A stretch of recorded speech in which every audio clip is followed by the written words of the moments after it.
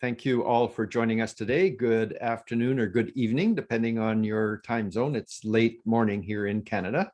I'm just delighted that you're with me today. We'll follow the same format that we have been using for these chairs updates.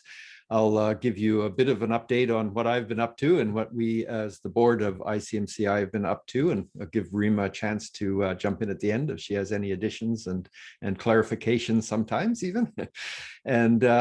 And then we'll move on to the topic for the day, which is the voice of the profession. And just to give you a little hint about that, so you can be thinking about it while I give the report, is that we do want to be, on behalf of the profession, the voice of the profession. So we are all about, as ICMCI and all of the institutes together in our federated way, interested in advancing the profession globally. And we want to be the voice of the profession. We want to represent the profession. But what does that mean?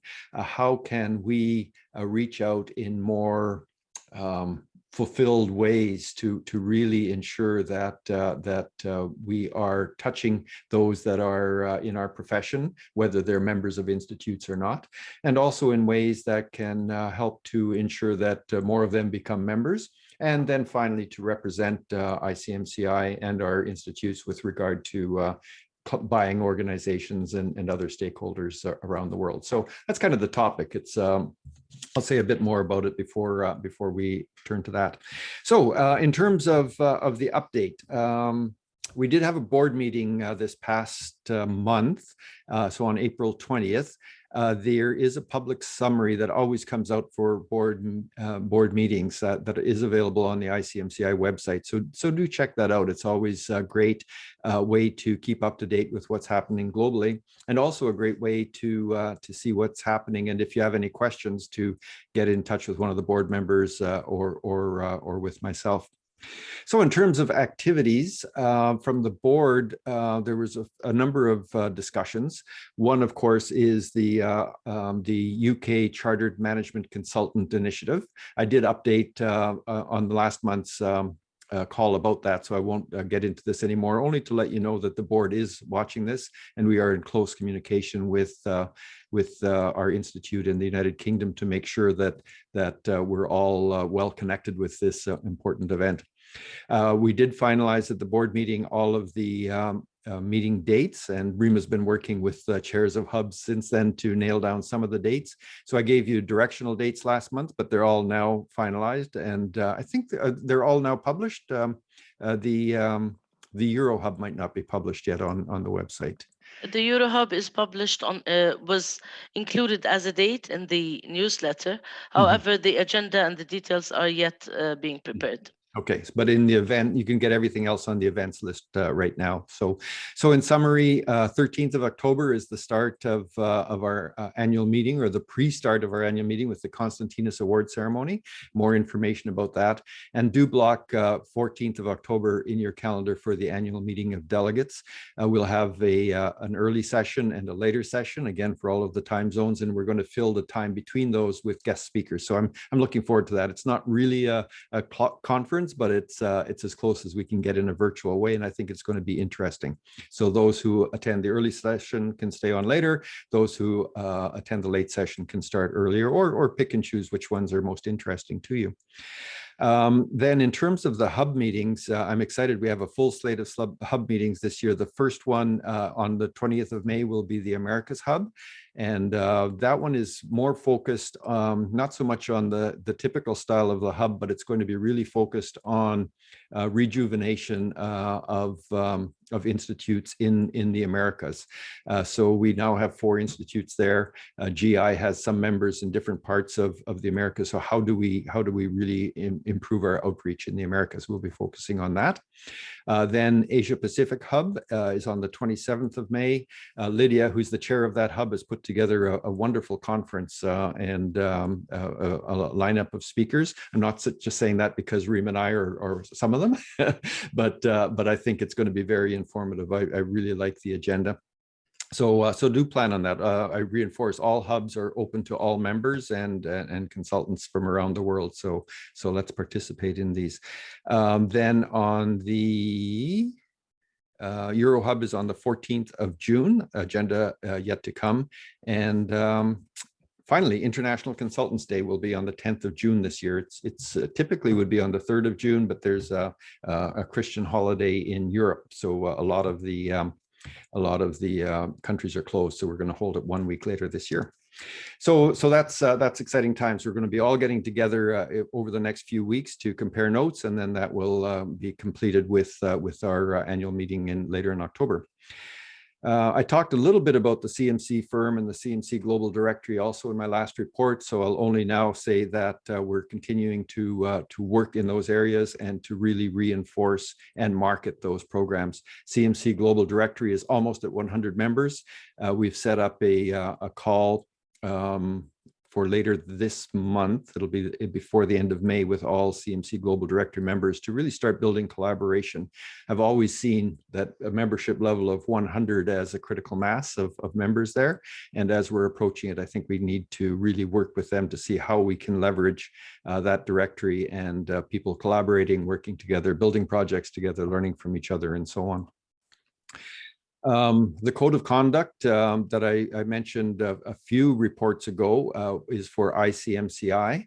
So we noticed that we noted that all institutes have code of conduct for members, but for volunteers working at the global level for ICMCI, we didn't have a signed code of conduct. So we fixed that. Professional Services Committee put one in place for us, and now all members and members of committees and volunteers working on ICMCI projects are subject to that code of conduct. The QAC is also now working hard on has worked hard on. I'm just trying to figure out how best to say this. They launched the ISO 17024 program earlier this year to great success. So now we have Austria and Kosovo as two countries that are ISO 17024 certified, which means that they're now able to certify courses over and above the CMC. Yes, Rita. Authorized. Authorized. Thank you. What did I say? What word did I use?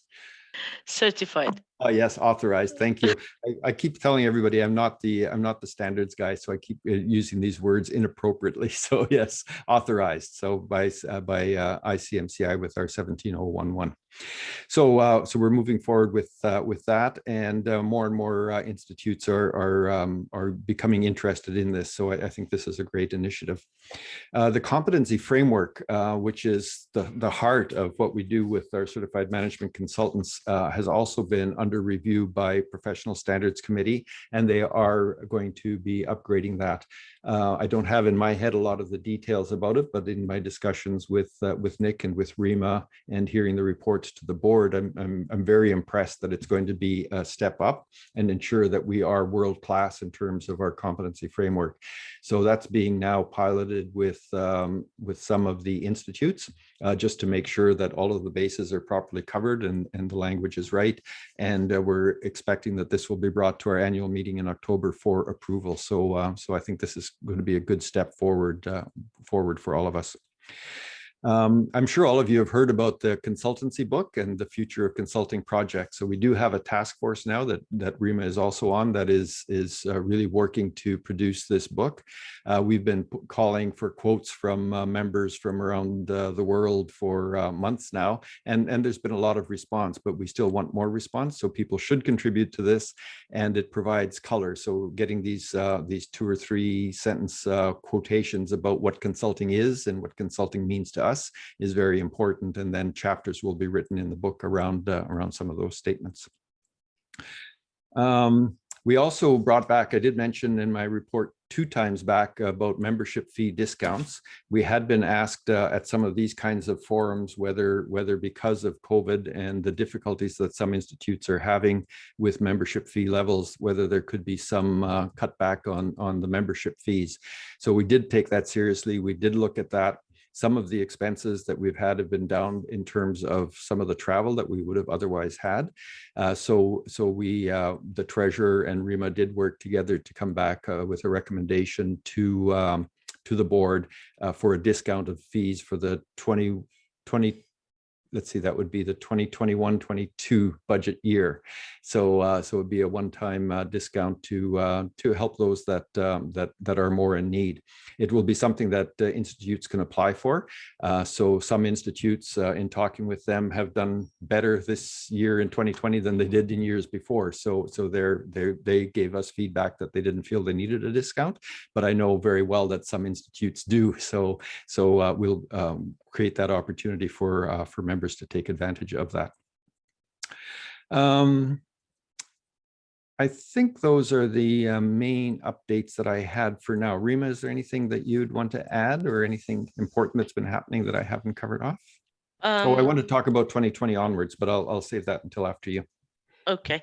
There's some things that I would need to add, some of what you mentioned, and then add one more thing as well.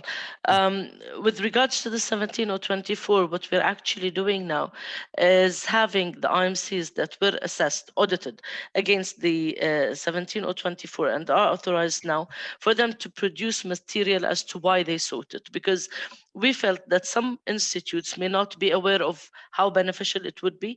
Why should they undergo that audit, and how it would benefit their members? So we're trying to create better knowledge among the IMCs using the ones that already underwent the assessment. With regards to the consultancy book, other than the quotes and the chapters that will be written on that, also Dwight mentioned the Future of Consulting Task Force that is working. Those will also have a chapter in the book. So their findings would end up being in the book as well. The person chairing the Future of Consulting Task Force is Gergana, who is a member of the board as well. And I believe she had already talked to some of you. The other last update that I want to talk about, or actually two things. The first one is that we started registering the CMC trademark in all of the countries where it haven't been registered. Some of them we were successful. At some we've been getting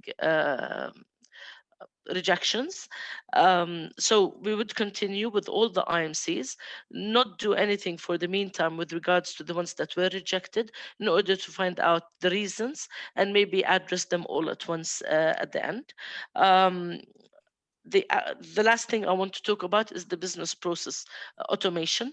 It's a task force also that is working on enhancing all of our platforms in order to make sure that the processes are in there, the documentation is there, and it would make everyone's lives easier. So it is something that we've been looking into. We've looked into solutions. However, the other day we were having a demo with one of the providers, and we discovered that we may be asking too much for what it is that we need. We've been putting, the main headers, but we think now that some of them is something that we might need if we grow further. So we took a step back. We're going to look at our request for proposal, or our main assessment of what it is that we need, and then recontact some of the suppliers that we already talked to. So it's also a project in the process, and I hope that when it is finalized, we will be able to name a provider that would make the lives of all at ICMCI, the volunteers, even the IMCs when they are being assessed, all of that would be handled and included in this solution. That's it, White. Perfect. I love this last project, and there's no question that as consultants, we need to be leading the way in terms of automation. We're probably on this one a little bit behind the curve, so catching up and then getting ahead is really important. And what really excites me about this one, I agree with everything Rima says about helping to reduce workload at the Secretariat and make life easier on the institutes, both at the same time. That's really good. But the learning there in terms of automating our processes can be applied at the institutes as well, because your processes for certifying management consultants and others probably could use some automation as well. So we can share that with you in that way as well. So the last update I wanted to give you was on the 2020 onwards task force. This was a major initiative where the task force reached out to institutes, every institute. We talked personally to, I think, about 40 of them. and the other 8, for whatever reason, submitted written responses for a variety of different kinds of reasons. But I sat in on as many of those calls as I could, and they were very enlightening in terms of understanding the issues that institutes are wrestling with in terms of in finding the best value proposition for members. So almost all are struggling, and not all, which is good, but almost all are struggling with membership levels and attracting new entrants to management consulting into our profession. So the recognition of the Institute as a must-have if you want to be a management consultant is falling off on people that are either now as mid-career joiners or out of university joiners, are sort of calling themselves management consultants, but not necessarily joining the Institute or understanding what certification is or its importance. So there's a lot of insights in that. And one of the big takeaways I had from those calls is this increasing desire for collaboration. So everyone welcomed the work of the task force. They welcome the role of the Secretariat through ICMCI to support institutes in this way. And they're also very willing to reach out and touch and be touched by other institutes in other parts of the world so that we can learn from each other. So I think all of these things together are very, very stimulating to me in terms of understanding that we can improve on our successes as a profession, and we can, by collaborating together, we can find good results for all of us. So that report is due to the board meeting in June. So I'm hoping we'll have some kind of an update on the status soon, and would get at least an interim report, but I'm hoping for the report in June.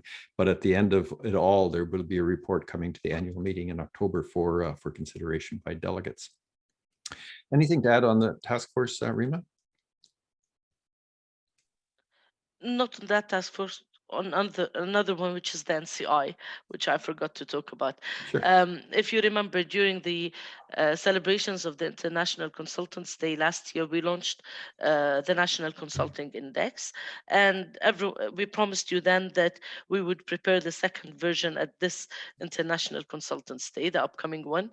Now, we faced a major kind of hurdle, but we found a way around it.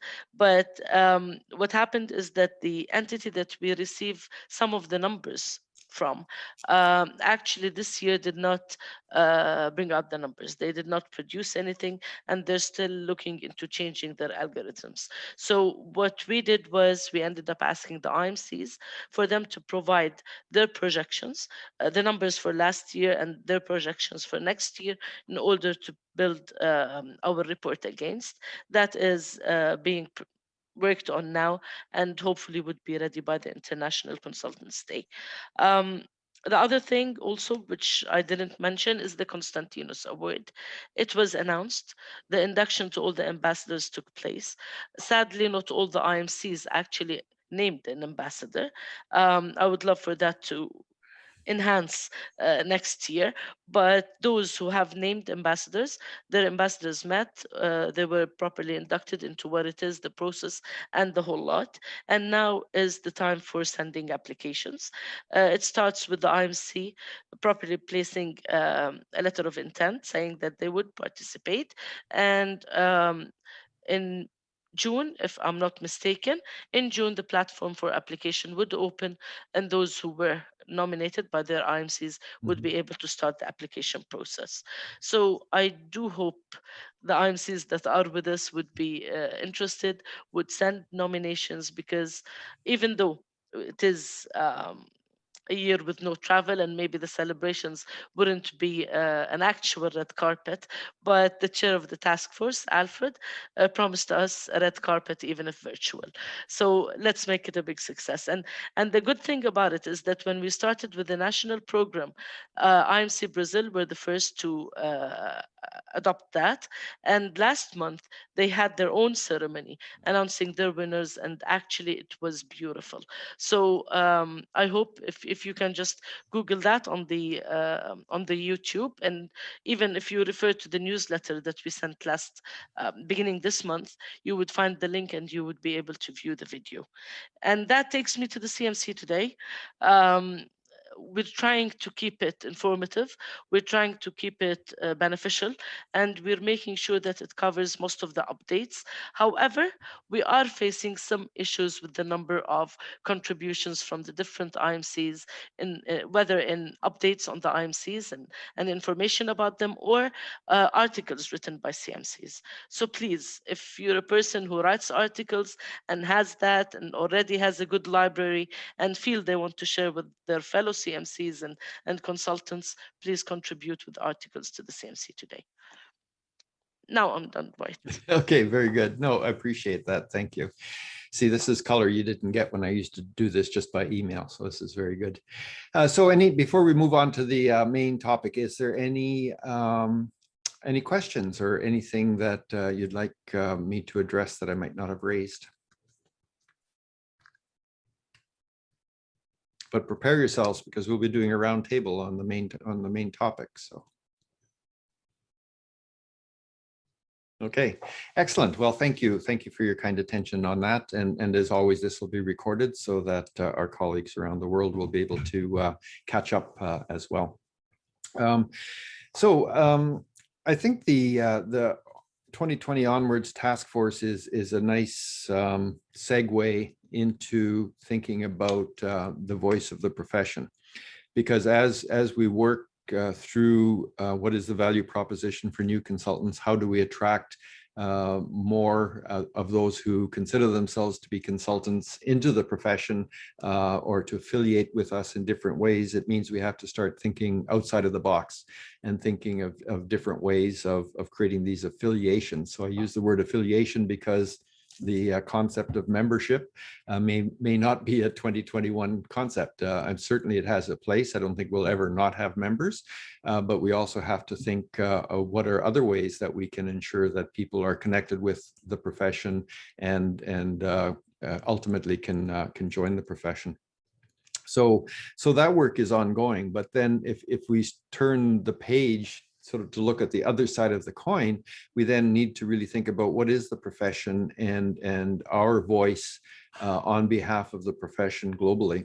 If you think about our membership, we do have some challenges that have rolled up to the global level, because while I'm very proud of the 60,000+ members that we have around the globe, there is huge potential for us to grow the numbers that we have affiliated with us around the world. So the question becomes, how do we do that? And strategically at the board, we've been having ongoing discussions about how do we leverage some of the major changes that we've had over the last 2 years in terms of the way people think about the profession. But on the other hand, the increased ability of people to communicate with each other, to network with each other, the falling of the dropping down of barriers across borders in terms of these kinds of meetings. So consultants anywhere in the world with a Zoom account can consult with a client anywhere else in the world nowadays, and the willingness of clients to reach out and find a consultant anywhere that has the skills that they need. They're quite more willing to do that than they have in the past. So this creates huge opportunities, I think, for us as a global profession. On the other hand, it creates it identifies for us, it's better than creates. It identifies for us some of the barriers that we have put in place for ourselves as an organization. So our original bylaws, for instance, are quite rigid around how we create members for ICMCI, and how we as a global federation really construct ourselves.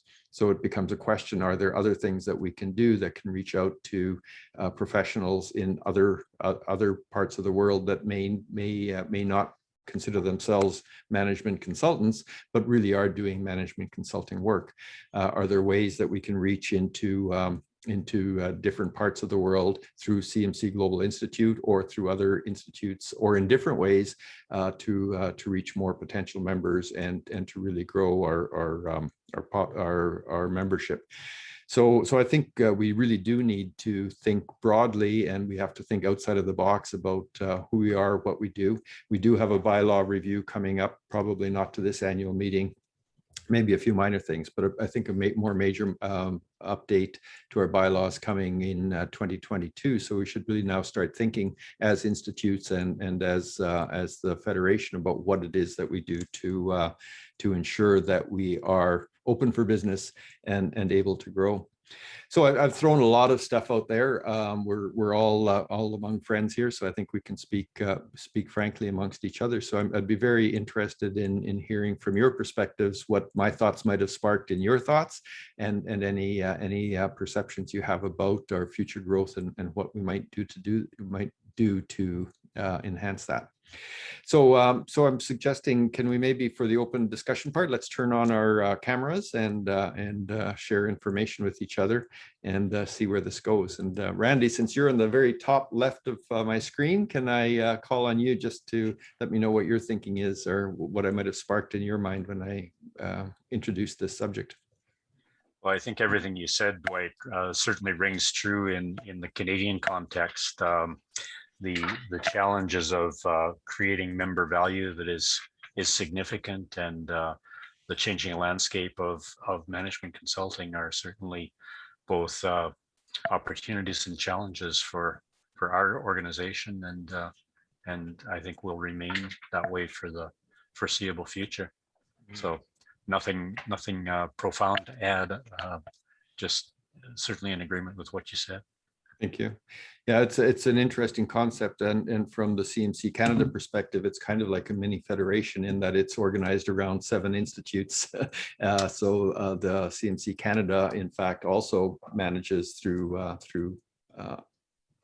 a number of different institutes to reach members. Right. Nick, what are your thoughts as our chair of professional standards? Well, yeah, trying to put things together. Put the official hat. No, you don't need to wear the official hat. Just Nick. We want to hear from Nick. Well, yeah, I'm actually, I am going to put on the PSC hat. Oh, okay. Okay, great. Because I think, well, 2 things. One is the work that we've been doing on the competence framework, and in this respect, more importantly, the work that we've been doing on a new code of conduct for consultants, actually, I think gives 3 or 4, if you like, headings that we need to put forward as a profession to tell the world what consultants are all about. And the code of conduct we're proposing for the future has like 5 sections to it, and the first of which is serving the interest of clients. Mm-hmm. So, at heart, the job of the consultant is to add value to a client organization. If they're not adding value in some way, they're actually not worth the fee they're getting paid. But nowadays, I think we have to recognize the growing importance of the second heading of that code, which is about serving the interest of society. Right.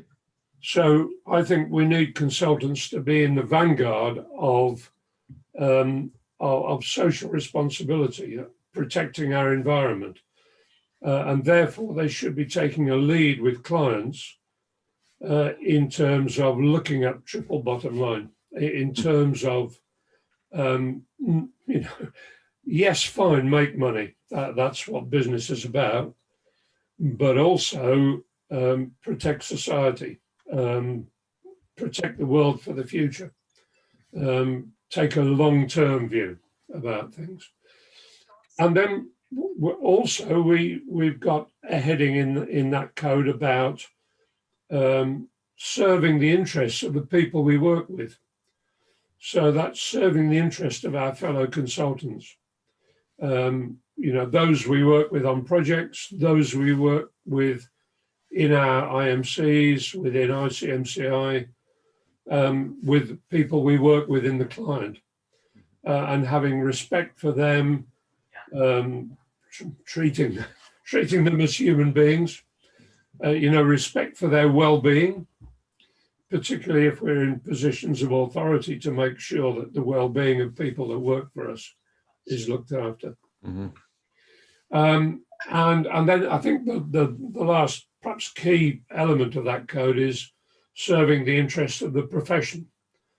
So actually, acting in a professional capacity every time,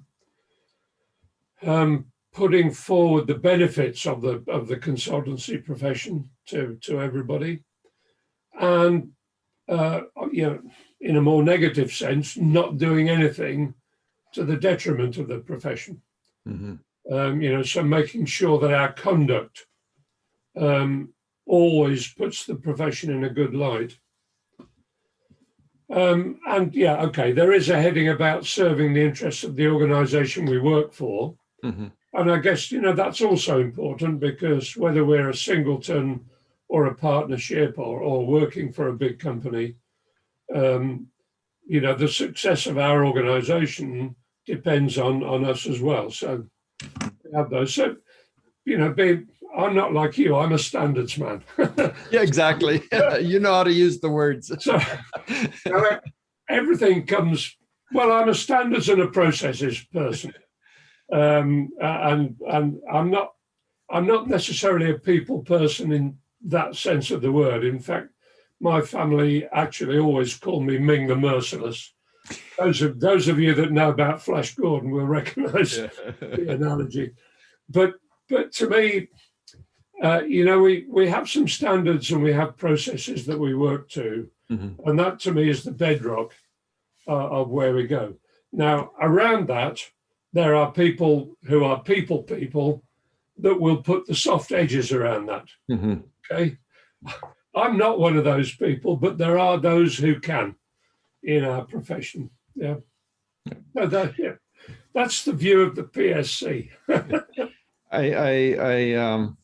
There's two parts that really jump out at me, and your last statement really resonates with me, because is at the heart of it, isn't that what a profession is about? A profession is about standards. So if anybody comes to a doctor or a lawyer or an accountant or a management consultant, you should have certain baseline expectations of what you're going to be getting.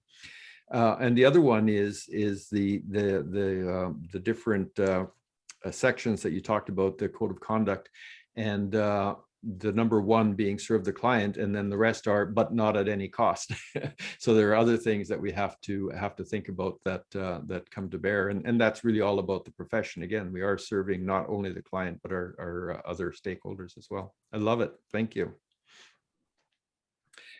Kim, people are turning their cameras on and off, so the order moves around, but you've now moved yourself right up to the top of the screen, so it's your turn. Right, I kept the camera on, so. Yeah, there you go. You've been promoted. That's great. Yeah, I was just thinking, actually good to continue where Nick left it. We had booked 1.5 hours session with the managing director of the largest meat company in Scandinavia today, and it took 2.5 hours. Talking about sustainability, climate change with a meat producer.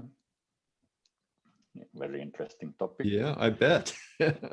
and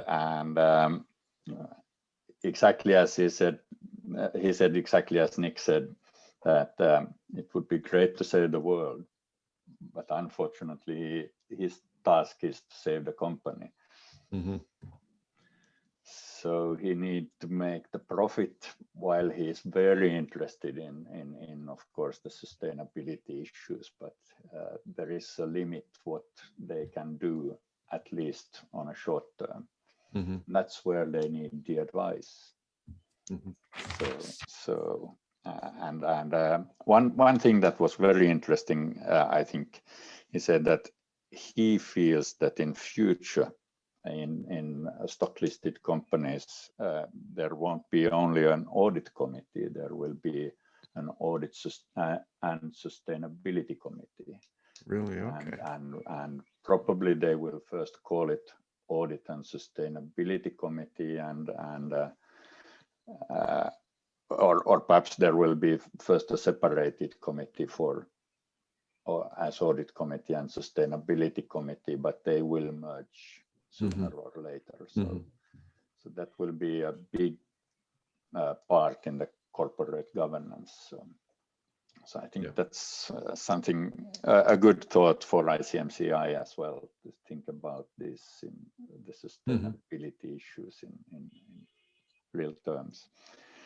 About the institute, what I have seen here in Finland is, of course, the problem when the board is renewed, always after the elections.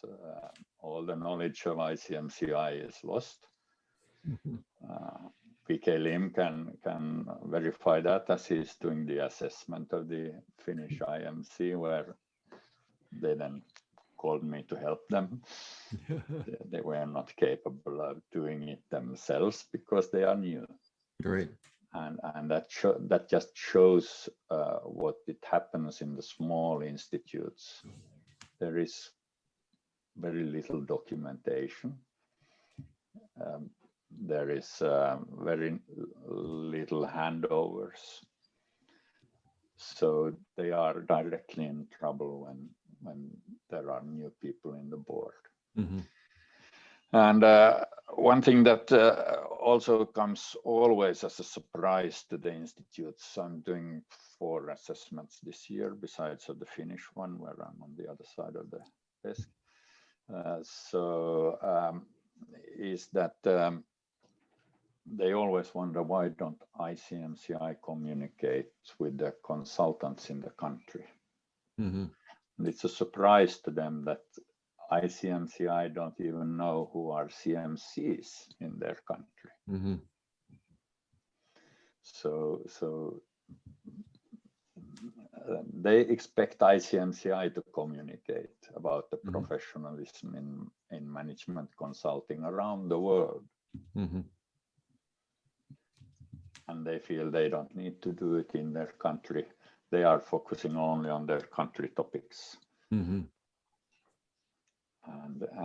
that I still feel is the problem. Of course, then when we come to the new what PSC is doing, the new code of conduct, so looking forward to see what happens with the assessments. Do we complicate the assessments, or do we simplify the assessments? Yep. That's what I have in mind at the moment. Okay, great. Simplify. We must always simplify. Yeah, I think so too. Yeah. Focus on the important. Yeah. And thank you for reinforcing the concept of the issues that institutes, particularly the smaller ones, do in terms of turnover and documentation and so on. So the automation project that we're doing now at ICMCI, hopefully that will have some support for institutes, so that a lot of this gets documented in ways that can be easier to hand over. And you made a second point I wanted to comment on, because I really, oh yeah, the synergy.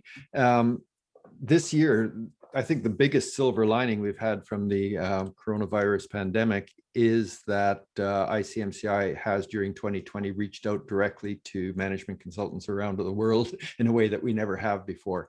And it's just demonstrated that that borders are artificial in that way. Consultants do want to reach out and find the best knowledge wherever it is. And if there's a topic that's being put on in Finland, as you have a series going, or in Australia or New Zealand or India, they're quite willing to join and want to be able to join. And the series that RIMA hosts are being very well attended for that reason. Not everybody goes to every one, but it is a means of really reaching out and sharing information. So I agree with that 100%. And that's part of what I'm thinking about is there is a different way of operating going forward. So the walls that used to be around institutes are becoming more and more artificial. And so we need to figure out how to deal with that.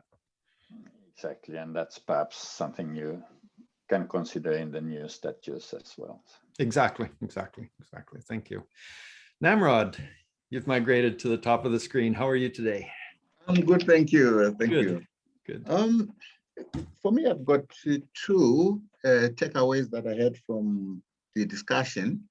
The first one is to do with the issue of the trademark. I think it's Rima who mentioned that. I think it would be a very good thing to do that. I'm talking particularly maybe where I am, that consolidates the the institute in the country, so that at least when you say CMC, everybody is aware of what that stands for, and I think that is protected.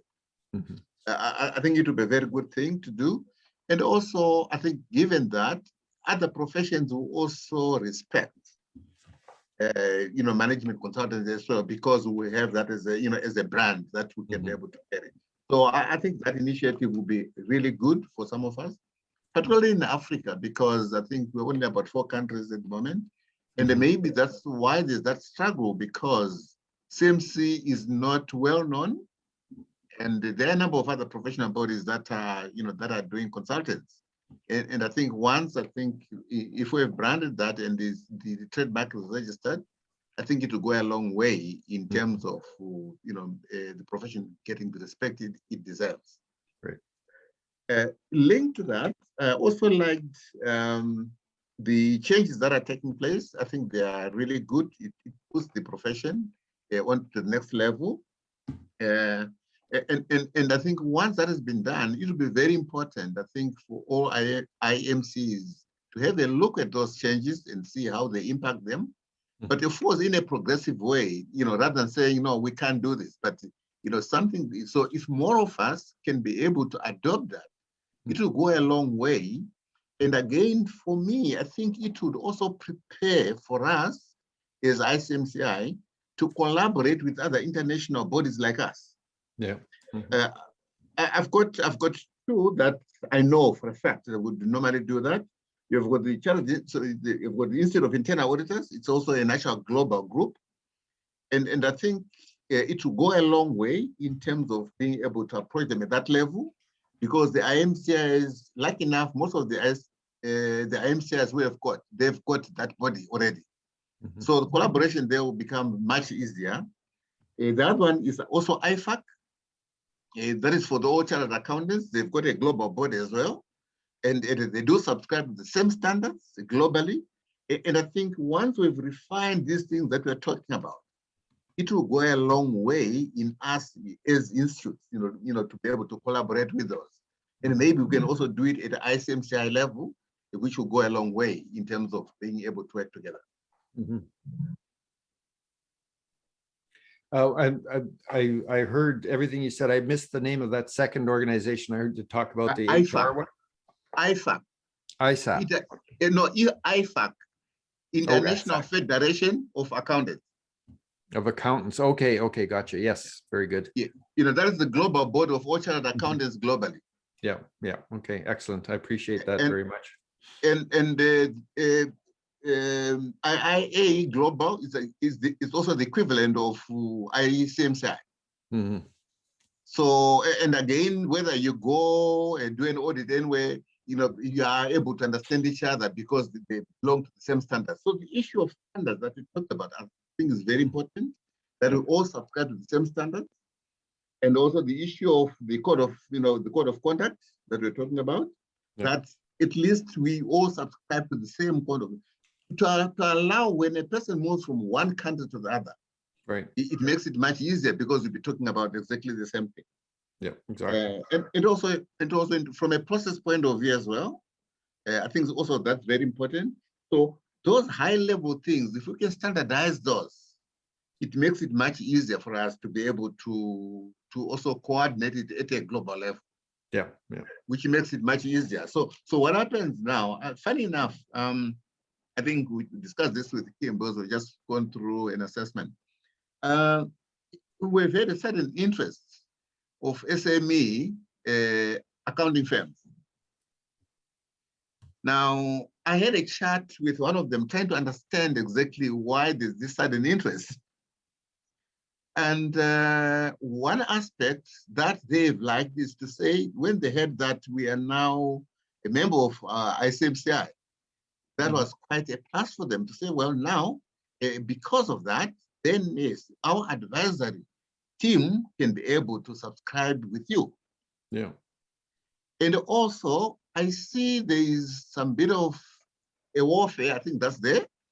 The smaller firms fighting the big four. Mm-hmm. And the smaller firms would also want to use, they would want to fight more from an advisory perspective, where, where tenders, they are there, then they can upskill in those areas. Mm-hmm. And I think once we've standardized this becomes really good for us, because that way, the smaller firms can also be able to, actually participate. Yeah, there's no question that's a trend now. Organizations, buying organizations, even the larger ones are more and more willing to find the particular expertise they need and hire that consultant. Whereas before it was just where's the business card of the big five, and we'll pick one of those today. Precisely. And so it's there. So that reinforces the importance of the CMC, because that becomes the level of professionalism that's equates with the other firms. But part of the voice of the profession, very interesting, you raised this, Namrod, but part of the voice of the profession, if we are the voice of the profession, how do we represent also those tens of thousands of consultants, hundreds of thousands of consultants that are the larger consulting firms? Yeah, I think if we do brand ourselves, if we brand CMC, Mm-hmm. I think it's a starting point with respective IMCs. I think that will sell it, that will sell on its own. Mm-hmm. And also the professionalism of the practitioners will go a long way in terms of selling that brand of CMC. Yeah. I don't know. I'll give you an example that at the moment, when you look at consultants' way, it's not always taken that the big four will get the tender. Mm-hmm. Oftentimes, it's the small guys, it's the small firms, that actually get the tender, because they think they're agile. Mm-hmm. And they are able to be able to provide what the client is looking at. So in a way, I see a lot of the smaller medium firms wanting to be able to provide that service, because the big accounting firms, it's no longer their area where they will say they can be able to get it. The clients are more than willing to try other people, right, rather than the big four. Mm-hmm. Yeah, exactly. More so, always more so. Thank you. Certainly, yeah. Yeah, very, very good. Excellent. Silva, I see you turned your camera on. Does that mean you're able to talk with us safely? I followed the meeting from the region to the Yerevan, and now I am in capital, and will try to speak to the way to my home. I heard the whole discussion and would like to highlight some points. As I told the last time, we had election, and now we have the new board for IMC Armenia. And last week we had a discussion, and it was somehow they had the same topic about to make powerful the consultant's role and also to promote consultancy in the country. And we discussed that every time we argued which is important, egg or the chicken. And now we thought that we should make the institute powerful, to make the consultancy powerful, and then the SME and other clients, customers, will be attracted to buy consultancy, and new consultants will be motivated to become member of institutes and also to become certified consultant. But from another side, there is some issue, which is about the power of certification, because we know that CMC is certifying the experience, and there is lack of knowledge and body of knowledge. And also, if we want to have more powerful and also somehow not easy certification, will be better to provide also some knowledge part with the consultancy. Because now I am going through the certification of coaching. There are mandatory modules, there are mandatory sessions, some coaching hours, which afterward we only are allowed to go to certification. But for CMC, if the consultant has great experience, they are just going through this certification, and I would like to see more powerful brand as CMC, and also to provide more than just certification, and also because this is the most recognized and the most prestige certification and the only one for management consultancy. This was the issue which also we discussed, and in any case, if the consultant wants to be certified, it will be better to get the powerful one. And also I heard that my colleagues were talking about ethics. And recently we also start to speak about the ethics and thinking about to have some international or local council of ethics where if there is any case with ethical norms with the consultants and also some cases, we can discuss, and also this somehow will prevent with negative cases with consultancy. And I think that such institutes should, such council or some other body should be for ethical norms and also for following the code of conduct.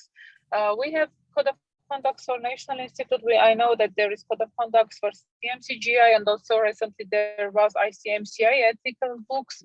But there should be some body for following or somehow making decision about ethical cases, let's say, for consultancy. Because it's very nice that the ICMCI is the only international body for consultancy. It's CMC is the only recognized certification, and also consultancy has a face, which is Association of Consultants. Let's say this. It will be better to provide some powerful norms, terms, standards, and also brand. Okay, excellent, excellent. Very good comments. I really appreciate that. On the first point you made, which I think is a very important one around the experience levels for the CMC and the knowledge portion of the CMC. My understanding is that the knowledge component is also really very important, but different institutes have different ways of assessing what that is, with experience being sort of one indicator. But Rima, maybe could you comment on that first a little bit, because I think that's a really important point. The strength of the CMC is central to our success. Definitely. And what you just said, Silva, is somehow correct, but it's not too complete, because other than the competence, also the knowledge with regards to now, there are two types of knowledge for a consultant: the knowledge of consulting and how this person would conduct a consulting assignment, and that is the knowledge that is in the ISO as well as the CMC. However, the core knowledge of the that is needed for specific assignments that need specialization, like HR or strategy or oil mining, well, that is something that is proved by, number one, the certificates that this person holds, number two, the continued learning that they undergo. And by the way, it's good that you started talking of that at the level of the IMC, because it is one of the things that for example, IMC Austria already covered many years back when they established the Institute for Training, and they covered training in many different specialties that actually support the CMC. And I know that such training also exists at CMC Canada, and it is the way to go. So, and even when I was at IMC Jordan, which was years ago, that is what I usually sought. And other than having the CMC, I always made sure that we had other certifications in order to make sure that we talk about the knowledge in core matter, if I may call it that, as well as the competency in what management consulting is and the knowledge in management consulting. I had programs like the valuation analyst. I had products like the HR and the different certifications in that. We had programs that had to do with security. And so look into such certifications. That would be great, and I know that many of your members would appreciate it. But after undergoing all that, the crown, like one of our board members says, is the CMC, because after all this, you would need to prove the competency. So it's gaining knowledge, and that's what we have in many of our presentations. It's about knowledge and competency. The knowledge of consulting is now added as well in the ISO. So that is what ICMCI covers. And as for the knowledge in the different specialties, well, that's the work of the many, let's say, faculties at universities or training centers and what have you. But there's another thing that you said that also caught my attention, and actually I like it, and it's the committee that would look into arbitration, if I may call it that, looking into the code of conduct and what have you. And that is a perfect step that you undertake at the moment, because that would be part of what is required of you for the full membership application. So you are on the right track, my dear. Thank you very much. Thank you. That's great. May I do some addition? I agree with you on that. Thank you for response. And really, I'm proud of having the CMC certification and also promoting it not only in Armenia and also in other countries. You know about this. But I would like to see, and it was nice that you mentioned about Austrian Canadian experience, to have some standard training modules for long term. And also some powerful, something branded, some branded content that could be provided with CMC or something which is by standards. We know that EBRD is providing such trainings or other institutes, but I would like to see some powerful content and also branded content which is connected with certification. Thank you. I want to move on to Galina and give her a chance to talk, because we only have a couple of minutes left. But I've heard that from other institutes as well, Silva, that they would appreciate more branded training content from ICMCI, not unlike we've done for ISO 2700. So you're not alone in making that appeal for support in education. Galina, just before we sign off, I want to make sure that, I'm not sure if you are able to talk because you haven't had your camera on. Are you able to give us your insights? Yes, I'm on my phone. This is why my camera is switched off. But excellent. I'm very glad to see all of you. Nothing add more to what already said by the colleague. Just I would like to say to you, Dwight, Rima, and Kim, thank you for the work you are doing. As what I can see personally as IMC Kazakhstan, what we see that the information from CMC Global is becoming more and more available to institutes due to such internet connection. And working for QAC with Kim, I can say that, yes, being a QAC member, we have access to other institutes' experience, and it's great. So I think it will be great to spend more and more efforts to share such practice between other institutes. And maybe to make CMC global website, ICMCI website more and more useful, as even me personally, when I come to ICMCI website and try to find some useful information for certification process, even for documentation, maybe how to operate with all these documents and so on, I feel it a little bit difficult. And you're right, Dwight, that ICMCI should make our life, means IMC's life, easier. So if you spend more efforts to put more and more documents on the website, which could be as an example, best example to small institutes, it will be very, very helpful. But I think that we all are on that way directly. So thank you for your efforts. Thank you, Galina. I appreciate that very much. And I have heard that feedback from other institutes as well.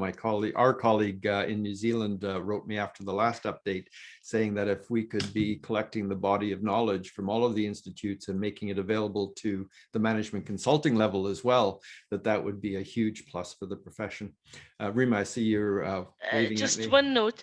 Thank you, Galina, for all the kind words. And you know that at QAC, what they're trying to do now is put together all the best practices among the IMCs. We're putting that all into one document, and that document could either be used as calling in on certain IMCs to do a webinar, or we might take that and somehow include it in the book as best practices, whatever applies, of course. So we are gathering data at the moment, and you're most probably aware of that. As for the, I'm looking at my notes. As for the website, everything is already there. So it is not a very nice user-friendly website, we admit. Maybe the interface that we chose wasn't the best that we could have used. But if you remember, I talked about the business process automation, and I hope that would be the answer to many of the issues that we're facing now. So please stay tuned. And Kim has his hand raised. Yes, I see. Hi, Kim. Yeah, I just need to, first of all, thank you, Galina. Talking about the assessments, why do we do assessments every 3 years? Why don't we do it every year? And just ask from the institutes, what is the changes? And assess the changes. And that would give you 20 assessors talking with the institutes every year. A little bit in depth with the institute. Well, that was my thought. Thank you. I saw Rima's hair stand up a little bit. But, you know, I think everything's open. One of the reasons it was every 3 years was because the travel costs and expenses and difficulty of people getting out there was so much, but we've learned over the last year how to do it all virtual. So anyway, very good thoughts. We're 3 minutes past the hour, so so I have taken you past that. I appreciate this coming together and sharing of information and the meeting of minds. I find incredibly valuable, and I thank you all for taking an hour out of your day to share with us. Rima, thank you to you and Husseima, who's not with us today, but I know who organizes most of these. She's got a few well-deserved days off. And thank you all. I just can't say thank you enough, and we'll catch you next month. Thank you. Bye-bye. Bye all.